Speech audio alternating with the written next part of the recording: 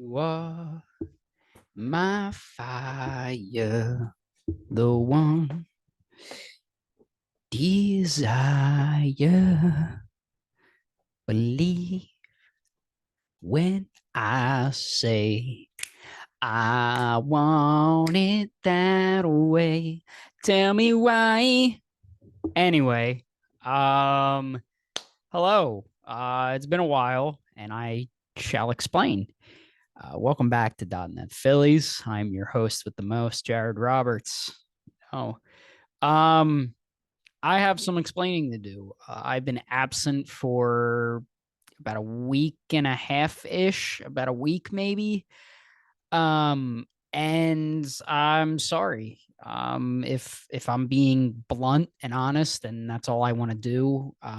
With this, I've been a little drained of doing all this, and that desire and the fire for making these episodes and doing everything has really been tapped out of me over the past week. It's been a lot of stuff in my personal life, with work, and I've been helping Ashlyn's mom with one of her writing classes, so I've been really busy with that as well, mixed in with the Eagle stuff happening, and it got to a point where I need to kind of prioritize that stuff over this, and I know that's really awful to say, but I just couldn't. I didn't have time.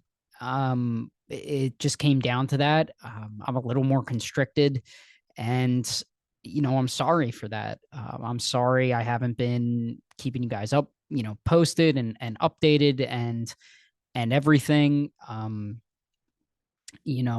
wanted to try to get one out last week, but I just was so overwhelmed with a lot of stuff, and it was a lot. Um, and I had to not reevaluate, but really look back, and just be like, okay, I need to focus on me and the stuff I have to do. And it just didn't feel like fun anymore. For a little bit, and obviously the Phillies not playing well didn't help, but I don't want people to think that I'm only here for the good times. I'm here for the bad too. It just was a lot. And I was a little burnout from, and you're like, oh, how can you be burnt out? You only do X, Y, Z. It can be a lot. When I was growing up watching YouTube stuff, it was always, when creators, God, I hate calling myself that because I sound like such a pretentious dick. But when creators would be like, oh, I was just burnt out, because I'm like, how? You have the best job in the world. Like, all you do is it's a lot, it can be stressful because you feel the need that you have to get this done. And if you don't, you're going to lose people and lose people's interests and everything. And it got really overwhelming for me. To tell you the truth, oh, you only have 20 some people watch. That doesn't matter.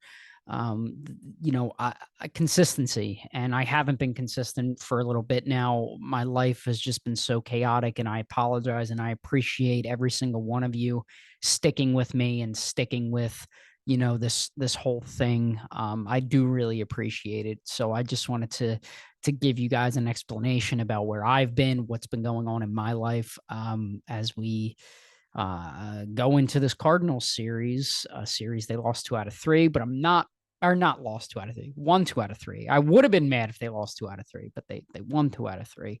And if you can't tell, I don't have a beard anymore, because I decided, I did this last year. I said to Ashlyn, I go, the Phils are in a slump. When they fired Joe Girardi, I shaved down into a mustache, and they did what they did. So I was trying to get that magic going. It has not worked. The fruits have not been bared, and now I am slowly. I got some stubble you can't really see on the camera, but we're getting there. I think this is the first time since having this where I didn't have more than a mustache, or I've only had a mustache. So take it all in, boys. Take it all in. Alrighty. Let me just check. I just gotta check some. Okay. I'm checking on my fantasy team. Um, I'll see you in hell, Christian Kirk. Anyway, um, so in today's episode, we have headlines. We have the series wrap up of the Cardinals series. We have another edition of Remember Him? Remember Him? And finally, wrapping it up with the series preview against the Atlanta Braves. So let's get into it. The Phillies announced that they're moving Michael Lorenzen to the bullpen. He's going to piggyback off Chris Sanchez. I like the move a lot. I've been saying for a couple weeks now that Michael Lorenzen should be going to the bullpen to eat some innings for those guys, to give those guys a break. And I think he can be effective out there. He's done it before, which is huge because a lot of times guys aren't really experienced in the bullpen. We kind of saw it with Noah Syndergaard last year in the playoffs, and he was more so used as an opener rather than a piggyback. But I like the move. I don't know why it's Chris Sanchez, because Chris Sanchez goes 5, 6, 7 innings in majority of his starts. If anything, it should be Aaron Nola that he's piggybacking, but we'll get into Aaron Nola when we talk about the Cardinals. I like the move. Lorenzen starts. He's been effective for like the first 3 innings, and then it just tail spins from there. So I think this is the correct move for the Phillies moving forward. I think having another high leverage arm out there is going to be very huge. And we'll talk about another high leverage arm who's been underrated in that Phillies bullpen, and it's not the guy you think. But I like the move a lot. We'll see how it pans out against that juggernaut Atlanta offense, because the Atlanta Braves are cheaters, and I can't wait for that cheating scandal to come out. I'm so excited. And in other news today, the Phillies announced they are promoting Orion Kirkland, Mick Abel, David Parkinson, and McKinley Moore to AAA. That's huge. We've talked about Orion Kirkland in the episode with Blake Margot. We talked about him then. I've mentioned him a couple times as a guy that the Phillies might be able to call up to relieve some of the stress off of this taxed bullpen right now. Kirkland's awesome. He started the season in high A and now he's in triple A. It might be a guy we might see in these last stretch of games. It might be a guy that I think we're definitely going to see maybe start the year in the bullpen next year. That's huge. Mick Abel, he's been incredible. His past few starts has like a 1.6 ERA in his past 4 or 5 starts. He's been dominant. I don't know much about David Parkinson or McKinley Moore. McKinley Moore, we obviously saw him earlier this year in the big leagues. And Parkinson, I'm not really sure what to expect. He's a lefty, so any lefty help is always good help. So congratulations to those guys. And we ride in the dawn with Orion Kirkland, future Phillies closer Orion Kirkland, future Wall of Famer Orion Kirkland. That's such an awesome name too. But let's get into the series against the Cardinals. The Cardinal way. The Cardinals, we want to talk about an absolute mess of a franchise, a mess of a team. First losing season officially since 2007. So congratulations, St. Louis. You did it. You did it. And also, I saw a report that that the Cardinals will be pursuing Aaron Nola. Take him. He fits the Cardinal mold. I'll tell you that. He fits the Cardinal mold so much. A guy who can barely get past the 5th inning. I can't do it. I can't.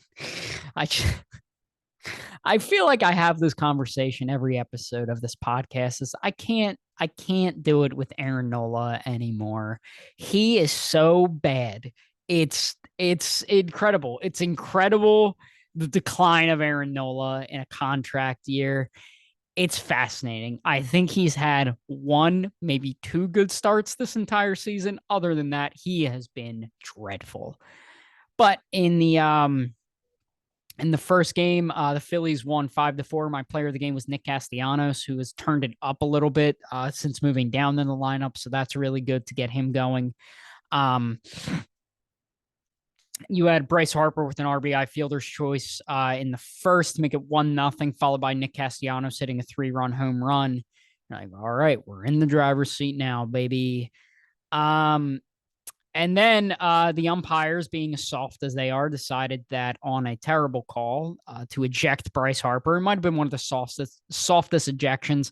The ball was about, here's the strike zone.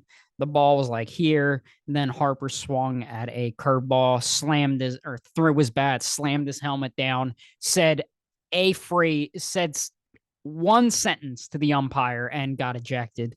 And Bryce Harper, anytime he gets ejected, the umpire's wrong because he has one of the best eyes in the league. So he's always right. Like Bryce Harper, I can't think of a time where Bryce Harper's been ejected and it's been wrongful on his part.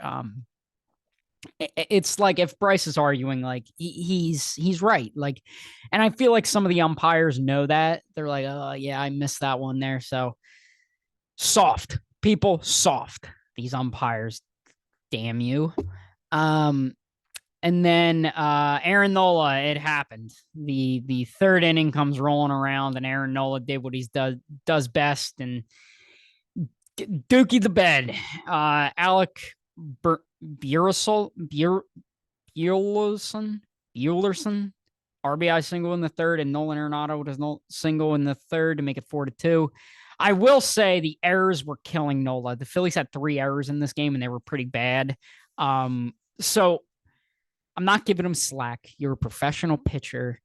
But Aaron, come on, Aaron. I'm waiting for the other shoe to fall with Aaron Nola, and it just doesn't happen. He just shoots himself in the foot. You like that save? You like that save there, everybody?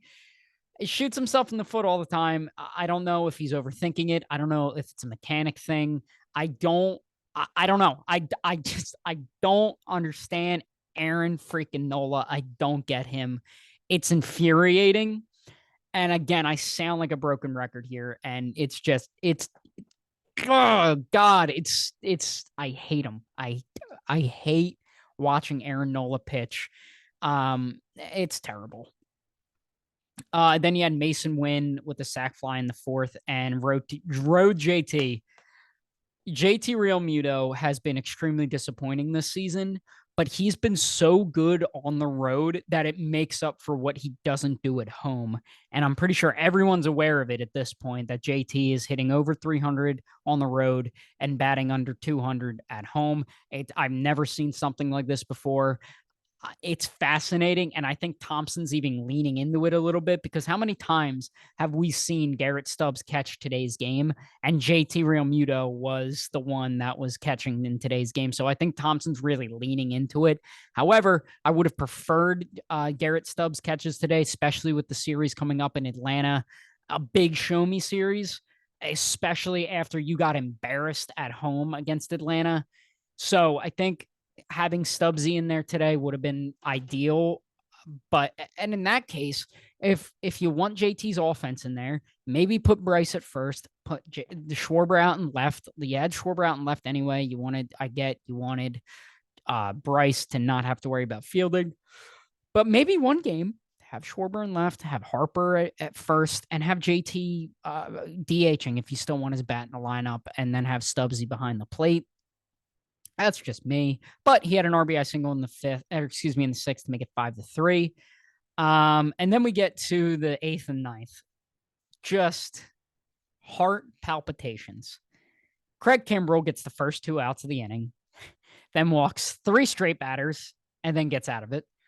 Then you had Alvarado give up a run on a Tommy Edman RBI single. And I'm like, oh, here we go. And then he slams the door of the 100-mile-an-hour straight down the dick and was like, let's go.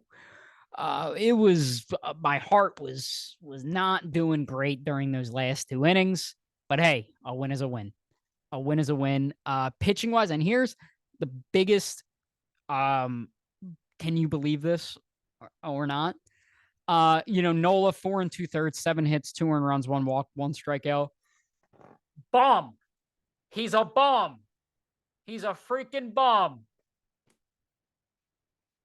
But then you had Matt Strom coming in that fifth inning, and I got a round of applause to Rob Thompson. He did not make Strom go another inning. He instead turned to Jeff Hoffman, who, come on, did I call it or did I call it? Like, come on, did I call it? Did I call it or did I call it? I said Jeff Hoffman is the best reliever in this Phillies bullpen. I said it a month ago, and lo and behold, he's proving me right still.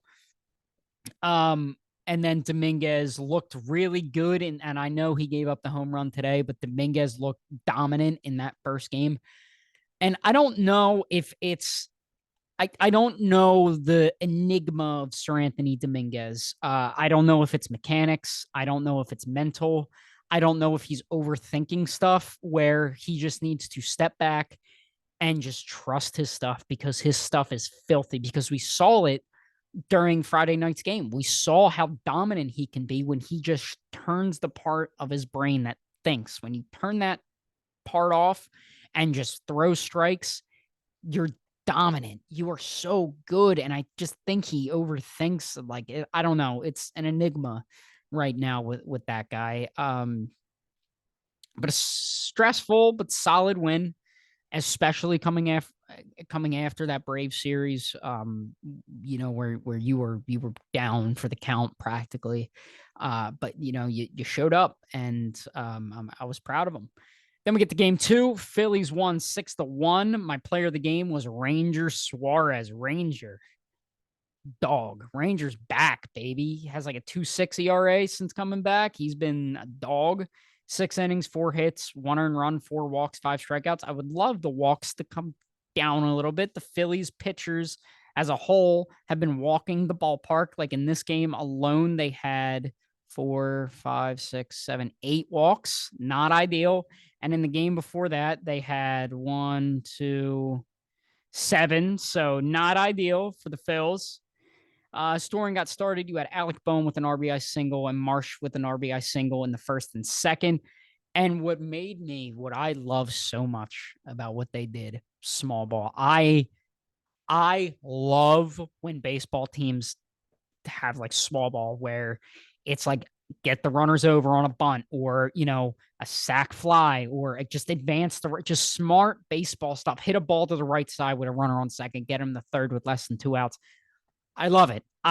But this was beautifully executed small ball in the second inning. Bryson Stott hit a single. Then he stole a base. Nick Castellanos got him over to third, and then Marsh knocked him in with a sac fly. Oh my God, I love it.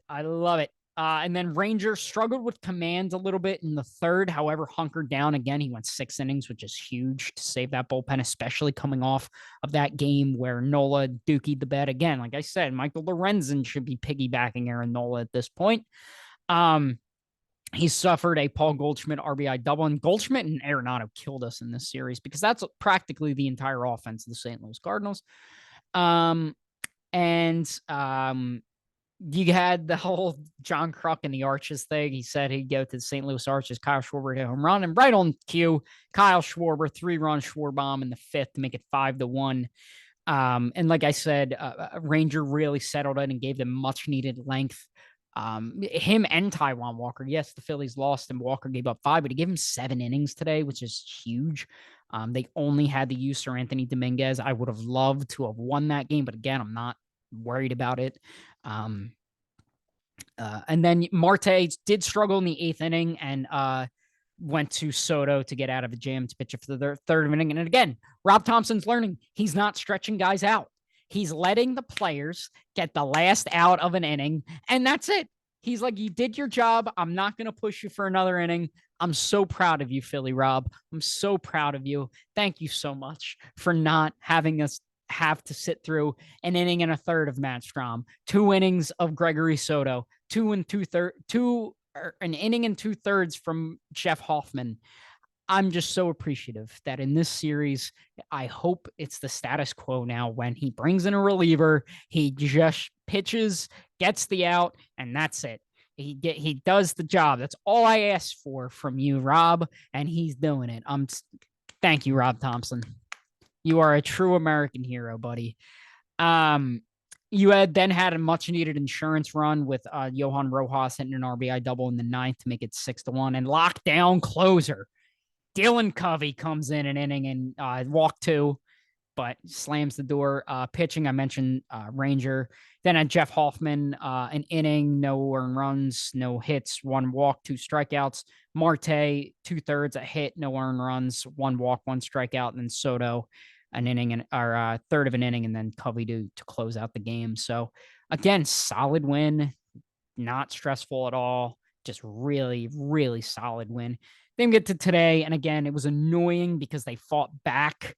And how many times I feel like that's the story of the 2023 Phillies is fighting back, and for what? Hold on, my stuff is popping.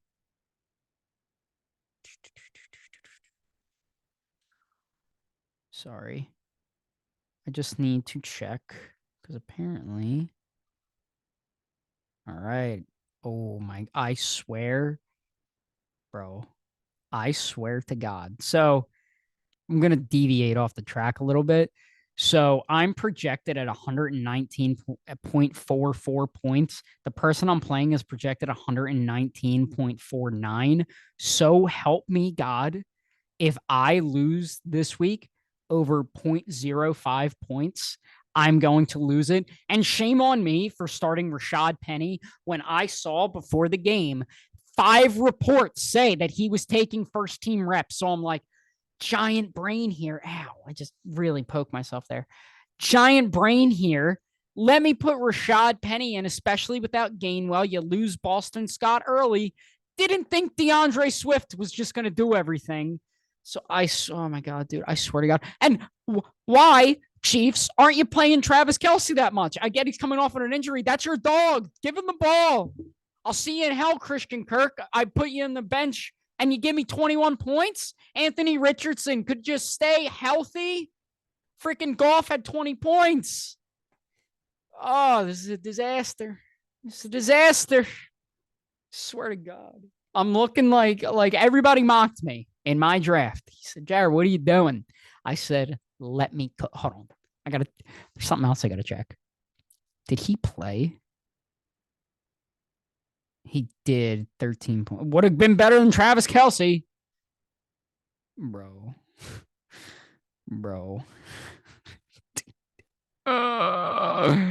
Can Washington feed Brian Robinson Jr. the ball, please?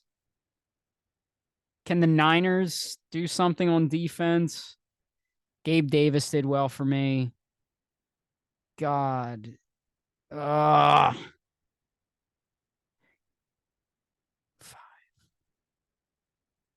God, dude. Everybody mocked me in my draft. I said, let me cook. And last week, I scored higher than everybody else, except for one person, and that one person was the person I was playing. So we're feeling great in fantasy, baby. All right, that was talking .net fantasy. Dude, I swear to God. I swear to God. Oh my God, I swear to God. Anyway, back to the Phils. The Phillies lost 6-5 today. My player of shame was Sir Anthony Dominguez. Like I mentioned, Taijuan Walker, interesting. 7 innings, 8 hits, 5 runs, 1 walk, 3 strikeouts. Taijuan Walker does this thing where he has like one bad inning. You look down at your phone, reading Twitter or on whatever. You look up and it's the 7th inning, and he gave you 7 innings. And this is exactly what he does. I think I see. Hold on, I like to tweet. God, I'm sorry, I'm on my phone so much, but I gotta check this. Taijuan Walker's last 6 starts: 5 innings, 3 earned runs; 5 innings, 2 earned runs; 5 and a third, 3 earned runs; 5 innings, 4 earned runs; 5 and a third, 5 earned runs; 7 innings, 5 earned runs. It's just remarkable. He's the definition of mid. He's fine. You know what you're getting with Taijuan Walker. You know exactly what you're getting with him. It's fascinating, truly, what Taiwan Walker has been, because we saw in the middle of the summer where he had like a 1 ERA his past like 7 starts. He was dominant. And then it's just this now. And again, I'm not giving Taiwan Walker the ball. The only there's the top three guys who should be starting playoff games for this Phillies team is Zach Wheeler, Ranger Suarez, and Christopher Sanchez. I know it's going to be Aaron Nola in game 2. I think it's a mistake to pitch Aaron Nola in game 2, but you just know it's going to be him because it just is. Um, I don't know what you do with Taiwan Walker. I think he fits into that Kyle Gibson role that we saw last year, that maybe with a little bit of rest, he can be fresher and have more of that stuff that we saw in the middle of the summer, but I really don't know. I don't know what the track record with Taiwan Walker is. I know Mets fans said he tails off towards the end of the season, and we're seeing that now. And I thought maybe it was flip flop where the beginning of the season was really bad for him, and then he's pretty solid to like a 3.54 ERA the rest of the year.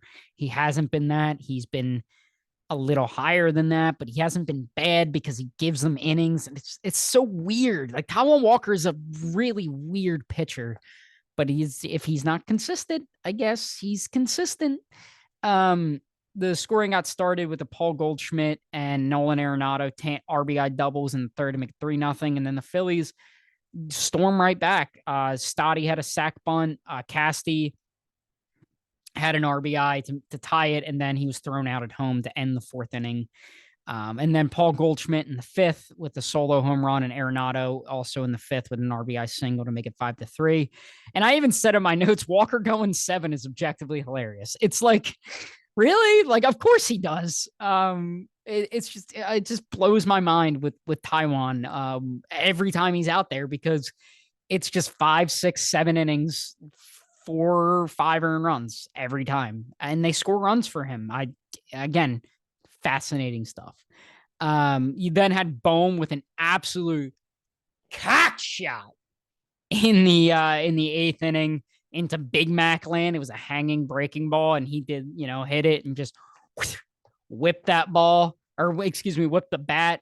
Then you had Castor with an RBI single in the eighth, and then Trey Turner hits a rocket to third base, and Nolan Arenado makes a great play and throws him out significantly. Not only did you make a great play for Arenado, you threw him out by like 10 feet. Like, it was not even like a bang bang play. Like, maybe Trey beat it out. No, dude, I hate Nolan Arenado, but like, whatever.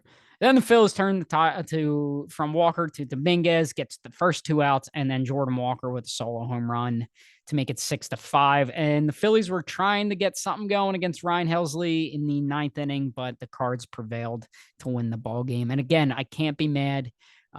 They showed life as they have. They didn't lay over and die, especially on a getaway day. So it was huge for that. And again, only using Sir Anthony Dominguez in this game is big going into Atlanta. It was fine. It's fine. I'm fine. We're good. We're in a great spot if you're the Phils. Dude, I'm just so invested into what's happening. Hold on, because of course I start Anthony Richardson and he looks great, and then he gets a concussion, and I'm like, freaking really? Like, seriously? I should have started Jared Goff, but I'm on Ross St. Brown, did really well. In case anybody's wondering, I'll read off my fantasy team because why not? So this is a smorgasbord. So I had Anthony Richardson, Brian Robinson Jr., Rashad Penny, bad idea.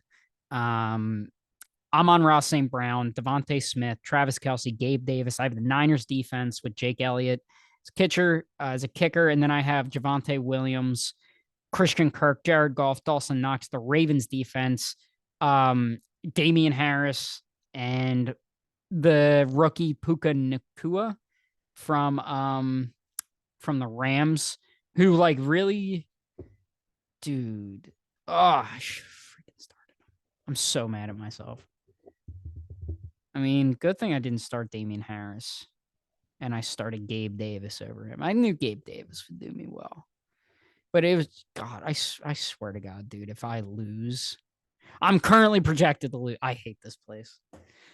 Oh, I'll see you in hell, Rashad Penny. God. Oh my God. I'll see you in hell, Rashad Penny. I will see you in hell.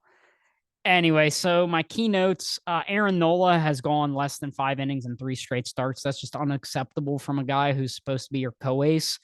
Um, the Jeff Hoffman has been the Phillies' best reliever, and I think everybody's finally on that train where I trust him every single game he's in.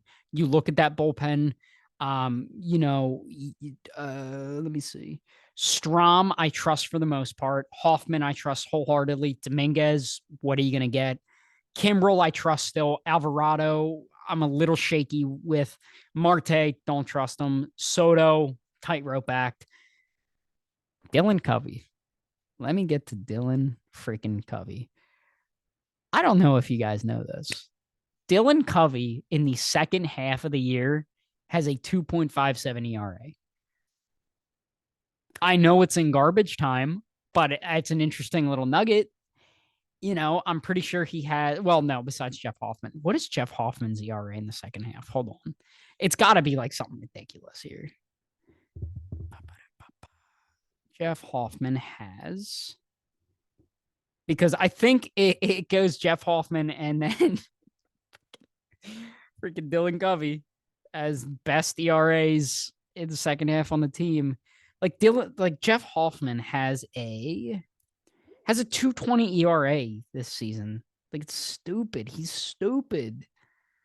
Splits. So in the second half, has a 1.95 ERA in the second half. Dog. Jeff Hoffman, dog. Dylan Covey, 2.57 ERA in the second half. That's, come on. That's that. You want to talk about what's objectively hilarious is it's freaking Dylan Covey having a 2.57 ERA in the second half of the season. So yeah, that wraps up that. I'm sitting a little forked. My back hurts a little bit, and I want everybody to get the full stash looking at it. And now it's time for everybody's favorite series. Remember him? Remember him? This is a series where I look back at some of the Phillies starters who have graced us over the past decade plus. I got some dudes in here. I got a great heartwarming story. I have a guy who pitched in 16 total games, 3 starts for the Phils, and a guy who has a National League championship ring because of one series. My first guy is a guy who the Phillies called upon when they had to travel to Toronto and half the team was not vaccinated. That is Bubby Rossman. Bubby Rossman was drafted by the Dodgers in the 22nd round of the 2014 MLB draft as a fastball cutter. Spent 2014 to 2016 in the minor league system for the LA Dodgers. 65 games, 110 innings, 3.11 ERA. Due to injury, he saw fluctuations with his velocity. He then was released in August of 2016. He then signed with the Sioux City Explorers of the American Association of Professional Baseball in June of 2017. In that season, he went 20 games, 35 and 2/3 innings to a 4.54 ERA. He was released in February of 2018. He then signed with the Sealburn Railroaders of the American Association of Professional Baseball in April of 2019. 6 games, 6 and 2/3 to a 5.40 ERA. He then was released in June, and then he was picked up by the Trios Rivieras Algie Igles of the Canadian American Association in 2019. 29 games, 33 and 2/3 to a 2.41 ERA.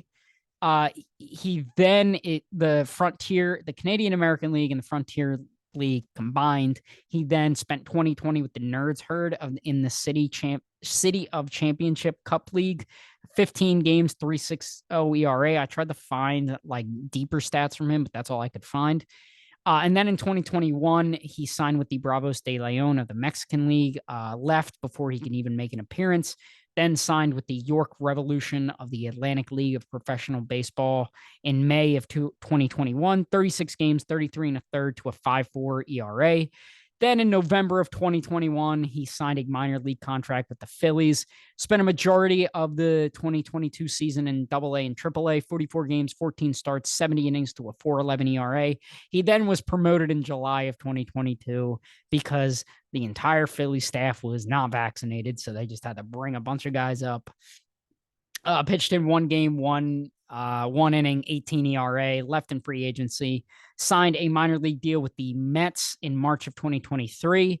And in 18 games, 22 innings, and 8.18 ERA, signed with the Kansas City Monarchs of the American Association of Professional Baseball in July. So far, 9 games, 8 2/3 to a 1.03 ERA. So he's pitching pretty well. So I wouldn't be shocked if we see Bubby Rossman again in the big leagues because he could be a dude, and he could be a freaking dude. Sorry, I'm very tuned in to how I'm gonna get screwed because I decided to freaking put in Rashad Penny.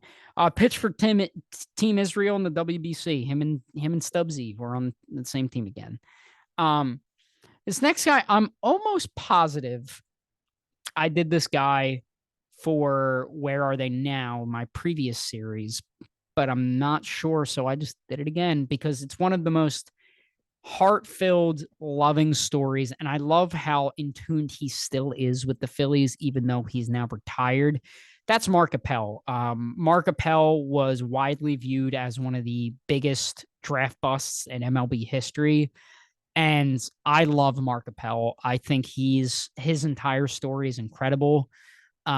He's also on my list of guys to reach out to see if I can get an interview with him in the off season. I love his story and how humble and grateful he is for the opportunity the Phillies were able to give him, and even the Astros for even drafting him to begin with. It just warms my heart. Like I really have so much respect for Mark Appel. And it's a really great story. And I do want to read his tweets once I'm done going through everything because it was like so moving what he said. But Mark Appel was drafted first overall in the 2013 MLB draft, fastball, slider, changeup. Spent 2013 to 2016 in the minors between high A, double A, and triple A for the Astros. 54 games, 53 starts, 253 innings to a 5.13 ERA. He then was traded in December of 2015 to the Phillies. The Phillies got Mark Appel, Vince Velasquez, Brett Oberholzer, Tom Eshelman, and Harold Arise, if I could talk. And then Houston got Ken Giles and Jonathan Arose. He then spent 2016 to 2017 with the Phillies in Double A and Triple A, 27 games, 25 starts, 122 and a third innings to a 5.02 ERA. It was 27 games, 25 starts, 122 and a third to a 4.94 ERA. Stepped away from baseball in February of 2018. And then in March of 2021, he announced he was actually going to make a comeback to baseball. And the Phillies reached out to him and say, hey, you still have a spot here. He was able to come back. Then spent 2021 to 2022 in Double A and Triple A for the Phillies. 54 games, 15 starts, 111 and a third to a 5.02 ERA. Made his major league debut June 29th, 2022. 6 games, 10 and a third, 1.74 ERA. He left in free agency, re-signed with the Phillies in January 2023. He was released in March and announced his retirement from baseball. And I really want to read what he said because it's so moving what he... Here, Mark Appel. So this was his thank you to Philadelphia. This was on March 20th. He said, quote, Philly, thank you for everything. In 2015, you believed in me and traded for me. And even as I struggled with performance and injuries. Oh, excuse me. Philly, thank you for everything. In 2015, you believed in me and traded for me, even as I struggled with performance and injuries. In 2018, you graciously supported me as I dealt with my struggles off the field. In 2021, you welcomed me back, giving me a chance to play again. In 2022, you changed my life by letting me taste the big leagues for the first time in my life. A night I'll never forget. Then we go on and win the National League, appearing in the World Series for the first time since '09. I wouldn't change one thing about my time in your beautiful city, playing for this storied organization. I'll have more opportunities as I keep working to play this game, but the one thing I won't have is the pleasure to show up every day to a clubhouse of the best people I know. From top to bottom, you've shown me nothing but love. You welcome me into your family and given me experiences I never thought I'd have. I'm forever grateful, always will be. Thank you.